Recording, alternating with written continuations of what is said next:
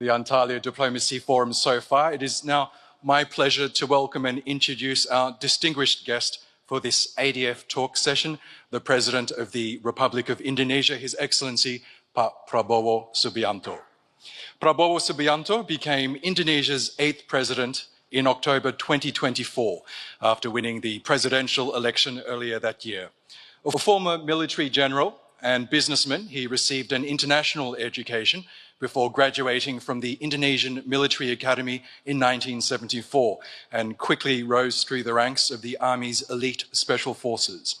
Transitioning to politics, he co-founded the Gerindra Party in 2008 and ran for president twice before he was appointed defense minister in 2019.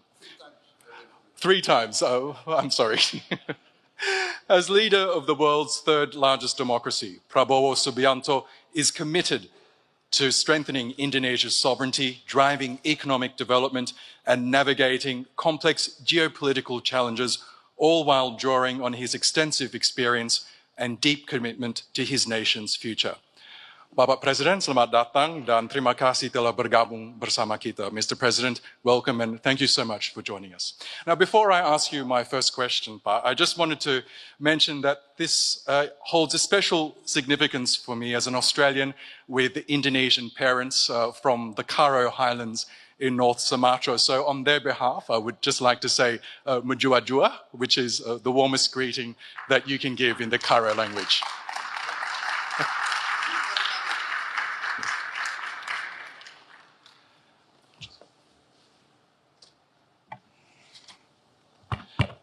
Now, Mr. President, as you know, this year's ADF is held under the theme, Reclaiming Diplomacy in a Fragmented World.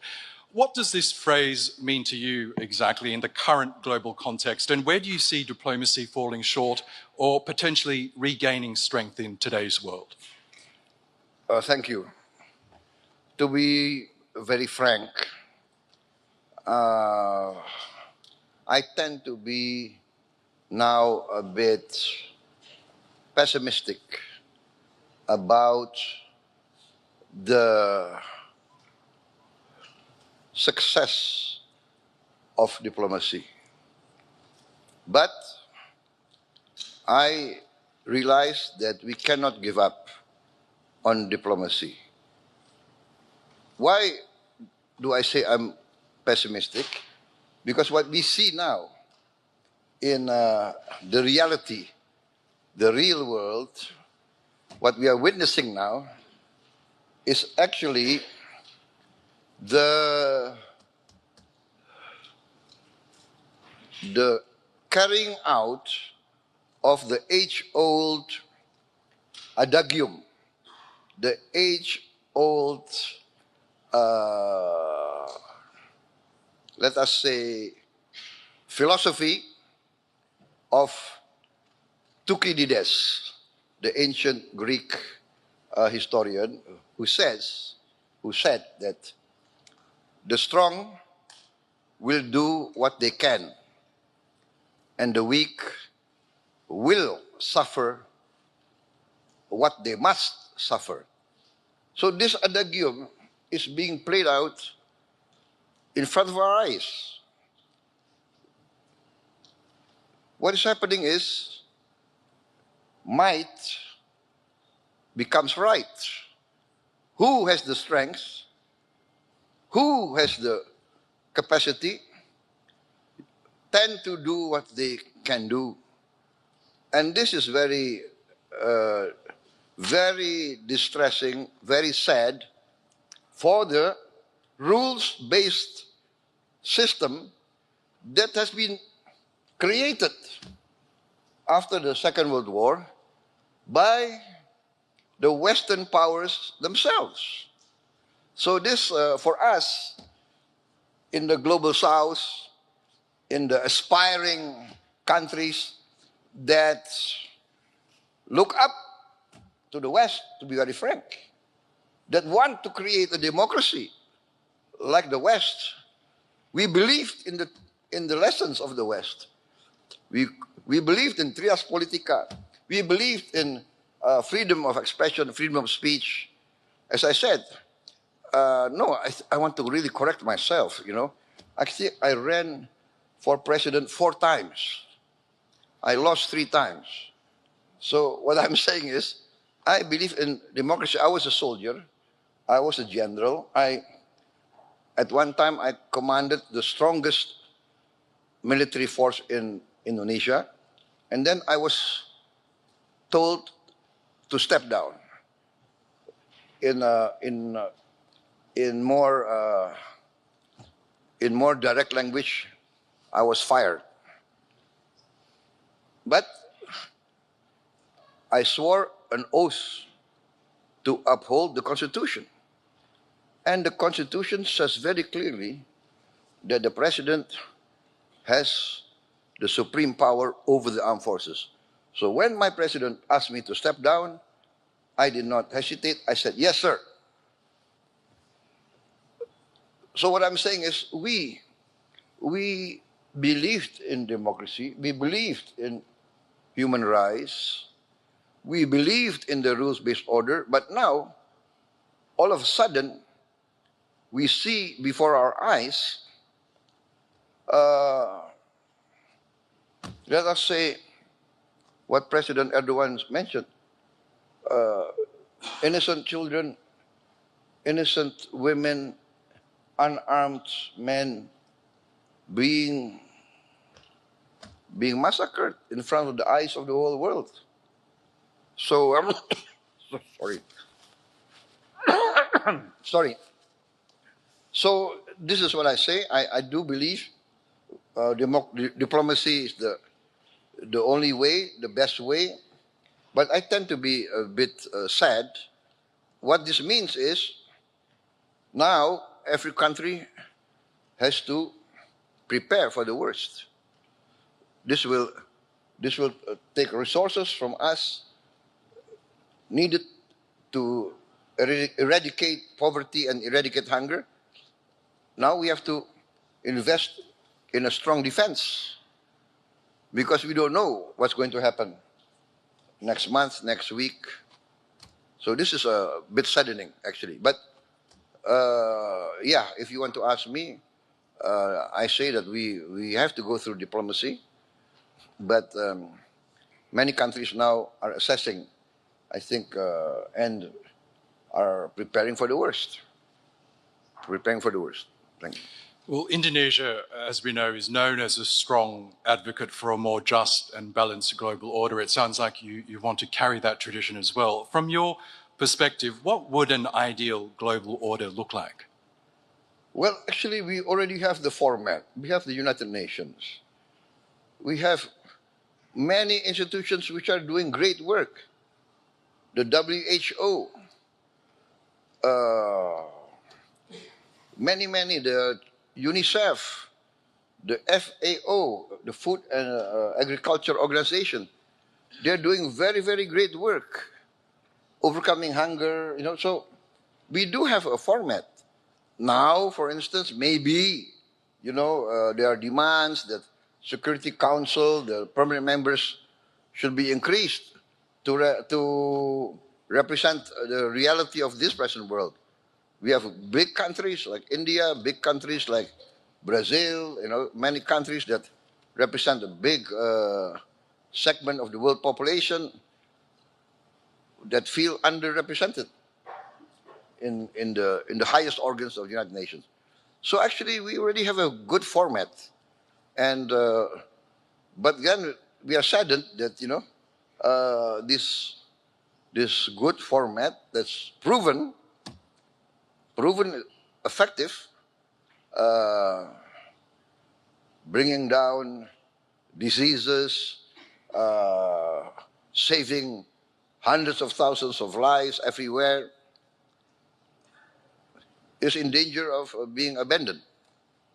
So I would say let's not reinvent the wheel, build on what has been proven to be good, overcome its shortcomings, improve,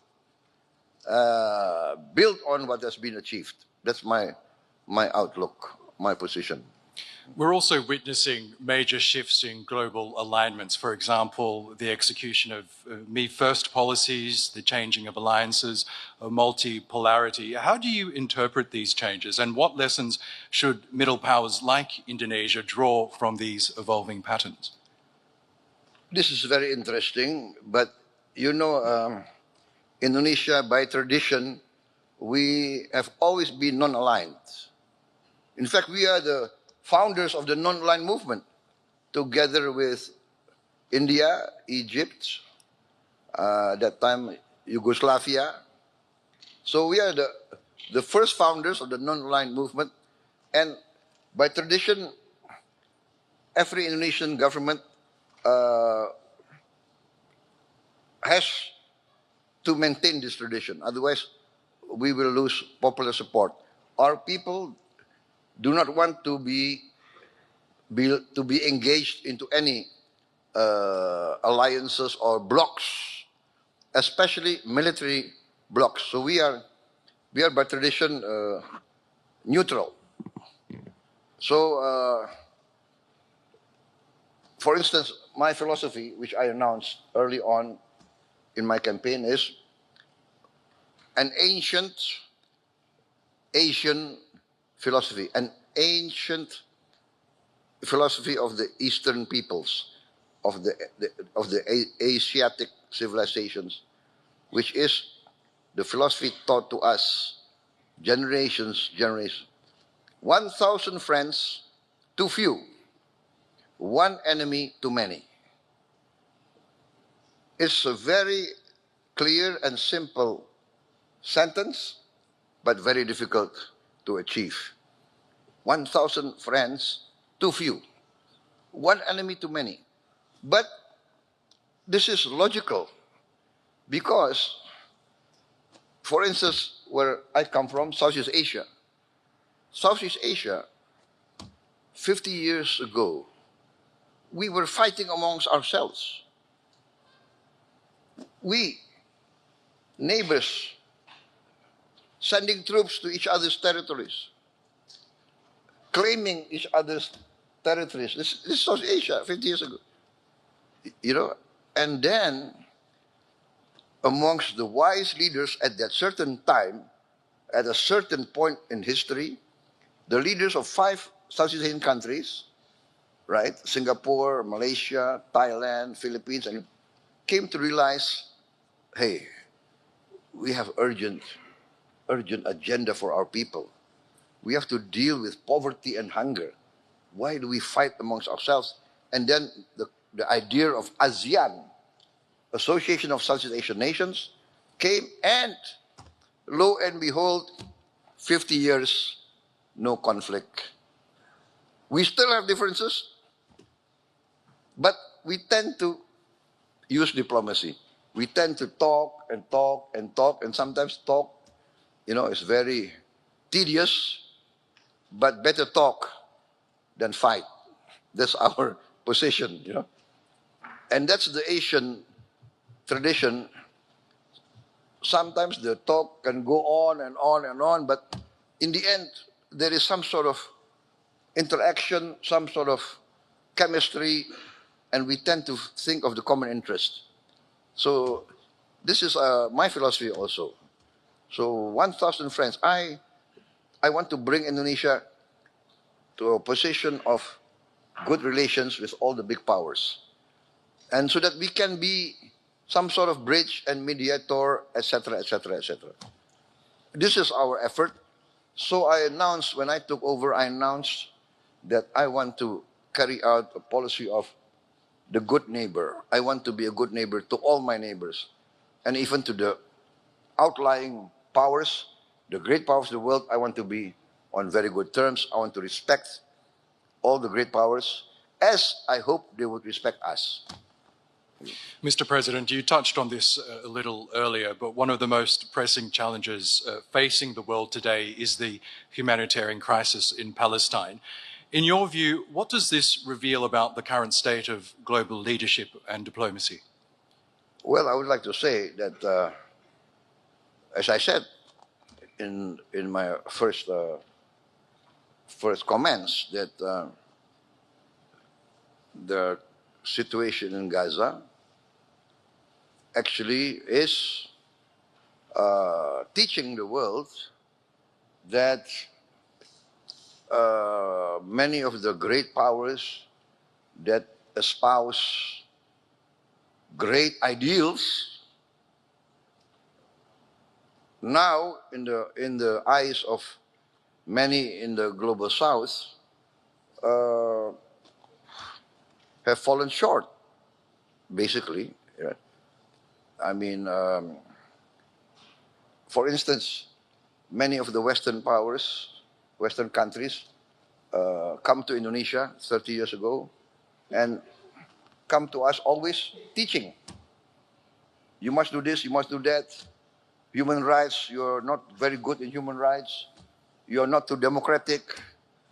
Always come and teach us. And we follow them. We follow them. And then, now we see that you come to us, you teach us human rights, but when you see flagrant violation of human rights in front, every day, every night on television, many of those who come to teach us, they keep quiet. So this is saddening, but it is a waking up. It makes us wake up. Oh, so that's it. You tell us we must do this, we must do that, we must do this. And then you violate, or you keep quiet, or you accept these violations. How can a 6-year-old boy or girl be guilty of anything? How can an armed mother be bombed and lose their house and lose everything? It's I think, something that's very hard to digest, actually. And that's why I try to do what I can. That's why I'm traveling tomorrow. Tonight I go to Cairo. I will consult with President Sisi. Then I'm going to Doha, and I go to Amman, consult with King Abdullah, and then people ask why you are so far away. You are in Indonesia, but I cannot, because my people feel the attack on the innocent people of Gaza, of Palestine, of Lebanon, of Syria. Is like attacking them. Indonesia, of course, is majority Muslim, but I feel also that I must contribute what I can. So I already, for instance, I sent a small medical team together with the UAE. We have a medical field hospital. We are participating in that, and we are committed also to build another hospital in Palestine, in West Bank, maybe, and also in Gaza. And I've already announced that we are willing to accept wounded civilians that need medical care, also children and young students who have not gone to school for many years. We are willing to give them scholarships, and we already have some Palestinian students already, but not enough, but we are willing to increase that. And of course, after they complete their education and they complete their medical treatment, I mean, they must return to their homeland.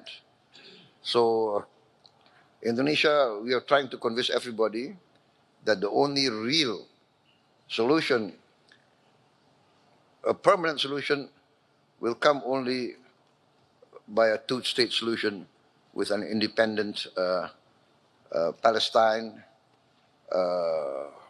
But I also said that at that time we must also satisfy the concerns of the Israelis. They also must be guaranteed their right for security, their right of existence. And so I think in the end there should be peaceful collaboration. I think that is the key to a real peace. Yes, and we know that your continued support of the Indonesian hospital in Gaza has been key to providing life-saving medical services in the enclave. Now, if I could turn to the Indo-Pacific region, we know the region is increasingly becoming a stage for great power rivalry, a potential flashpoint. As a leading voice in ASEAN, the Association of Southeast Asian Nations, how does Indonesia plan to manage these tensions while also working with ASEAN to keep the region peaceful and stable? Yes, you know, as many times in many different fora, in many different instances, I said that our only way is engagement. Engagement and mutual respect. So in the end, I always propose collaboration. We have sometimes conflicting territorial claims. This is natural because we have been subjugated to many centuries of foreign domination, of colonialism, of imperialism. Some countries from somewhere came, they seem to like the wealth of some of our regions, and they say, okay, now this is ours. And they put up their flag. You see, so after a long period of struggle against colonialization and imperialism, most of the countries in our region achieved independence. But still, the leftover of those centuries, you know, boundaries which are not clear,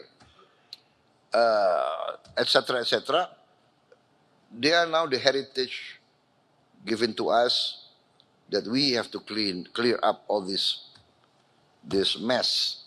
So we succeeded in cooperation with Vietnam. We have, I don't know, several decades of territorial claims and counterclaims, but we have resolved it a few months ago. I'm proposing also to my good friend and my good brother, the Prime Minister of Malaysia, let's solve the outstanding issues that we have with Malaysia. I also proposed joint development with the People's Republic of China, President Xi. You know, we respect each other's legal position, but in the meantime, why don't we work together, right? We have some overlapping maritime areas, zones. For instance, the PRC claim historically for thousands of years, Chinese fishermen have fished in those waters. And we claim for thousands of years, Indonesian fishermen have fished in those waters. So I said to President Xi, why don't we have joint development? You know, let's register how many hundreds of Chinese vessels, how many hundreds of Indonesian vessels, within the framework of the international limitations so that we don't have overfishing. Let's give licenses and everybody benefit. So I told everybody, said 100% of zero is zero. So might as well work together in the meantime. And President Xi agreed. In fact, he agreed very fast. I proposed this to the Vietnamese. I proposed this to the Malaysians. So this is my approach. Let us work together to achieve common prosperity. Every race, every country, every religion in the world aspire to the same thing. life, liberty, the pursuit of happiness. Everybody needs the basics. Prosperity, there is no prosperity without peace. So this is my approach. Now, becoming president was a hard-fought battle for you. You pointed out that you contested several elections before finally winning last year. Now that you are leader, what is your vision for Indonesia, a nation of more than 280 million people, highly educated? What do you hope to achieve in your time as president? Number one, I have to safeguard the nation's wealth, our natural resources, our wealth must be safeguarded to protect it and to make it useful for future generations. That's at most, because without the resources, then it's very difficult to achieve prosperity. Number two, we must have wise, correct, and common sense policies. That is the duty of every government, in my opinion. After being an amateur historian, I studied the history of many civilizations. The key to every country's well-being and independence is the ability of every country to guarantee food for its people, food security. And I think this is also the realization of the United Nations. The United Nations several years ago said that the future global crisis will be three. What they say, the FEW, food, energy, and water. So likewise, in Indonesia, I have to guarantee food for my people. Number two, I have to guarantee energy for my people. And then water. Alhamdulillah, thank God, Indonesia, we have abundance of water. We have the other way around. Sometimes we have too much water, and then there's flooding, you see? And that's I would say that's our challenge, right? Like, we must manage our water, that it becomes useful. It doesn't become a natural disaster. And this is also a matter of education, matter of good governance. So that, and then of course, prosperity can only be achieved by the grasp of science and technology. Science and technology will enable us to industrialize. And so education, investment in science, technology, and in education is very important. In our budget, the number one, the highest item in our budget is education. I think it's the highest in the history of Indonesia. And then also I have rolled out a free meal for every children and every pregnant mother of Indonesia. So this is a massive program, very ambitious, but we are getting there. Sorry. At the end of 2025, we will provide meals for 82.9 million mouths by November 2025. So this is our program. We have to. I'm very determined to bring down poverty, especially extreme poverty, and I want to eradicate hunger. Nobody must go hungry in a nation that is a member of the G20. Thank you. And finally, Mr. President, this year marks 75 years of Indonesia-Turkiye diplomatic relations. Both nations share a deep historical bond and strategic partnership.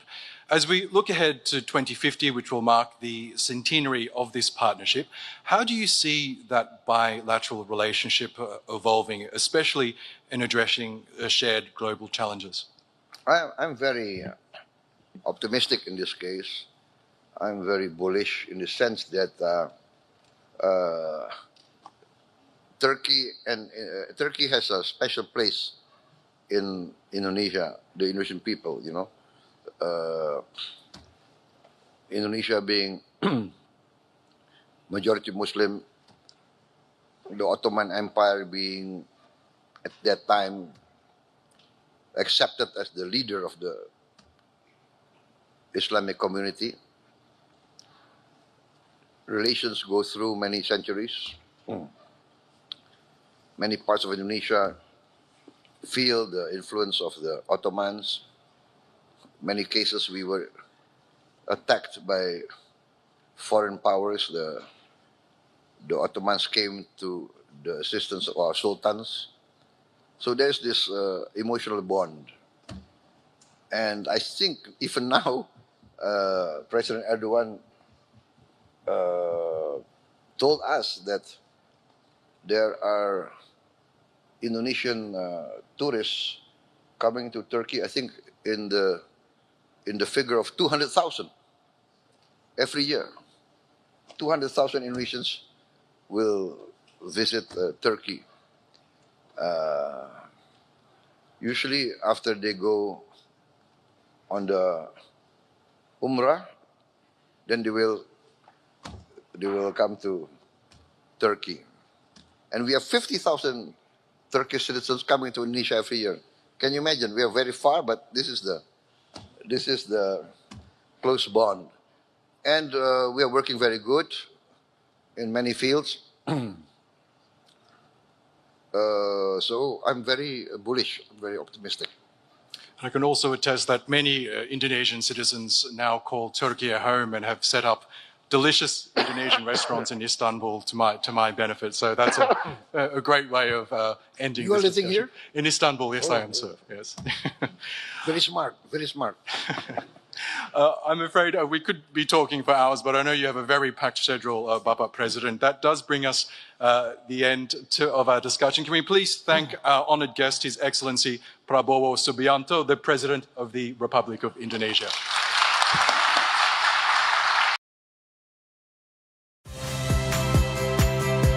Saya Priska Clarissa. Saksikan program-program Kompas TV melalui siaran digital, pay TV, dan media streaming lainnya. Kompas TV, independen, terpercaya.